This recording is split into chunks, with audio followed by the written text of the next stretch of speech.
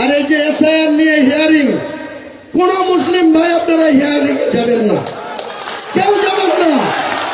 একটা নাম বাদ দেন, একজনের কলার ধরে রাস্তায় নামাবো। 14 ফেব্রুয়ারির আগে এআরও থেকে যারা বিএলই আছে, বিডিও আছে, এসডিও আছে, এসব চালাকি একদম চড়ে চড়ে মারতো ভাই। কেন্দ্রের বিজেপি সরকারের সঙ্গে ইলেকশন কমিশনের সঙ্গে চুক্তি করে একটা 1000 মুসলিম বুথে 400 হিয়ারিং এর নোটিশ পাচ্ছে, আর 1000 হিন্দু বুথে দেখুন 100 নোটিশ পাচ্ছে। এই চালাকি আমরা ধরে ফেলেছি। আমি তো পরশুদিন কলকাতায় প্রেস কনফারেন্স করে বলে দিয়েছি, কোন মুসলমান ভাই আপনারা হিয়ারিং এ কোনো চিন্তা করবেন না, যাবেনই না, আপনাদের নাম বাদ যাবে না।